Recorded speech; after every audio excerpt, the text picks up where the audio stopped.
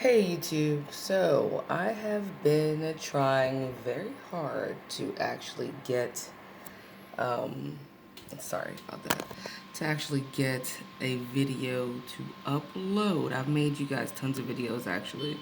Kind of having trouble with them uploading, so I'm going to try this as a test run. I'm going to do them all over again because it's important to me.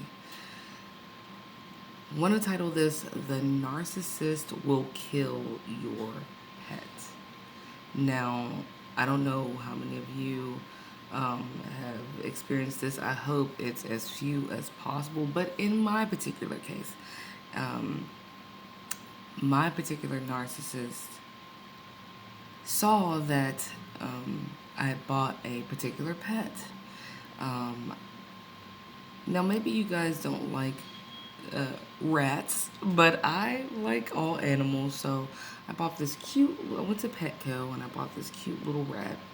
He's called a fancy hooded rat. So for people that know what that is, he was like all white with a little, it looked like he was wearing a hood because it was like, he had a gray head and he had these like two big gray spots.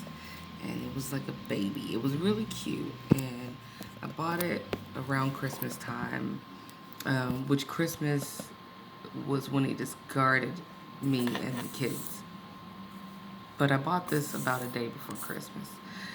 And I brought it home and I was like, oh my God, it looks so cute. And I caught him, my narc, staring at me. Just like, I'll try to emulate it, but he was sitting on the futon. I was standing up to the left of him and he was just like,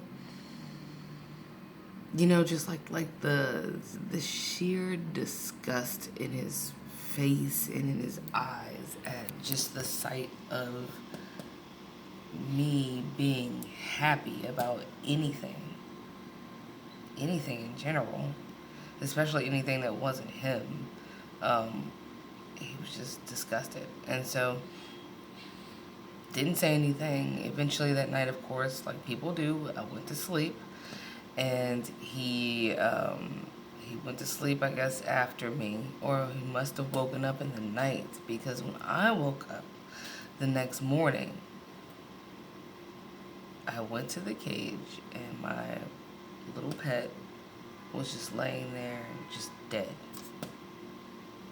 Okay?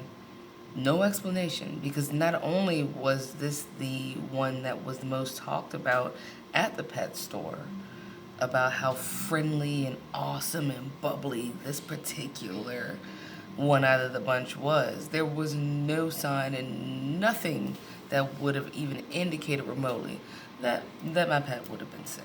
So, I mean, and he wasn't sick. Nothing was wrong with him. So what happens? So of course the narc goes, oh, don't worry, babe. I'll take care of it for you, because he knows that I give pets, because pets are family members to me. Pets are family members, even plants, So I would have given them a proper burial, just like at least personally go bury your pet outside near like a church or something like that.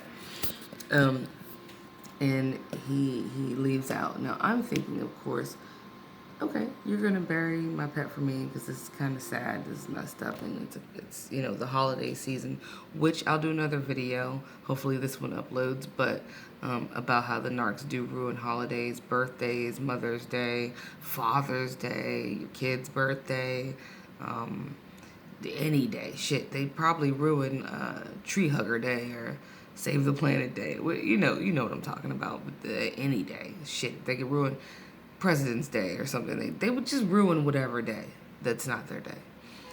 So he discards us the next day, and which was like really cowardly, because he didn't necessarily say it to me. He cornered, which I found out later, he cornered my child, who was 10 and a half at the time, in the closet, and was like, you and your mother are like I'm so sick of you and your mother, and I'm gonna leave her tomorrow. And of course my child is like really scared to tell me that, to wake me up and say something like that, because it would have turned into a full knockdown, drag out fight, right? So he doesn't tell me, but then the next day I wake up, I'm like waiting for maintenance to fix something in my apartment. and and he's gone, but he was usually gone anyway. Like I kind of woke up faintly, and saw the narc like rummaging through things, but usually I was used to him skateboarding every morning because he loved to skateboard, and I loved to watch him leave because it was usually peaceful when he was gone anyway. So I'm like, oh, he's about to go skateboarding. Hashtag cheating and skateboarding to wherever he was gonna go cheat on me at.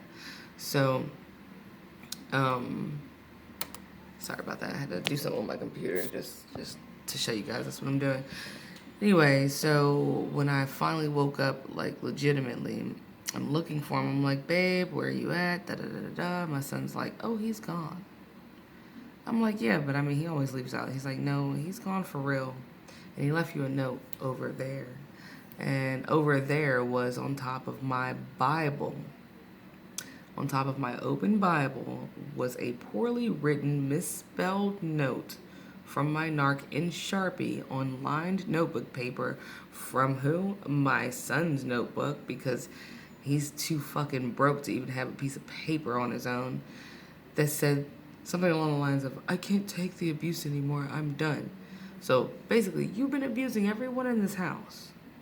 Me, the baby, my son, like verbally, mentally, emotionally, spiritually. I mean, come on. Anyway, but you can't take it anymore. That's just narc for, I finally got the new supply to be dumb enough to let me move in so that I can discard you before you are obviously going to discard me. That's what they do. Long story short, though. So, of course, I'm devastated because we are married. We've been married. The baby at the time was a year old. She's not even 3 yet. So you can see how close this was. This was 2 Christmases ago.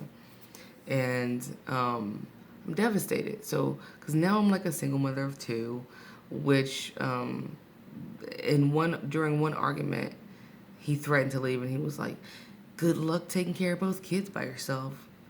Gross ass, right? But he actually had been planning the whole time to abandon all of us, and he finally did it. So I remember it just sitting on the side of the bed, blinking, trying to figure out what the hell was going on, what just happened, and is this real? And of course, day turns to night, and it was very apparent that it was real. No phone calls, no text, nothing. And I realized or remembered that I had some like adult TV dinners. What I mean by adult, they were like really nice TV dinners. They weren't like Hungry Man's or anything like that. A neighbor had given me like a bunch of these TV dinners, the kind you like deliver to senior citizens or whatever. And so I was like, okay, I'm gonna have to heat these up because this is the easiest thing for me to cook right now because I'm under a lot of pressure, stress, and there's no way I can focus and make really like anything. So I was very grateful to have like those TV dinners. So I went to go into my freezer to grab one of these TV dinners and heat it up for my son because the baby was still on milks and stuff. And there was a box in the freezer. It belonged to a device that I had called a CD doctor. Now, if you're an 80s baby, you know what a CD doctor is. It's when your CD is scratched, you pop it in this little device, spray some stuff on it, and you wind it, and it like takes off the top of your CD kind of. Just a layer that's thin enough for you to take off the scratches, and play it. And the CD doctor box was in my freezer, so of course I go and grab it, and there's a paper towel inside of it. So when I dig down in to open it, I clearly noticed immediately that it was my dead pet rat wrapped in a paper towel, stuffed inside a CD doctor box, and placed purposefully on top of our food. Yeah. Now, let's fast forward, because that's fucked up, right? Let's fast forward a year from then, okay? A year forward. His mother who will make videos about. Um, she told me that he killed someone's cat before because he was mad at her. Bitch.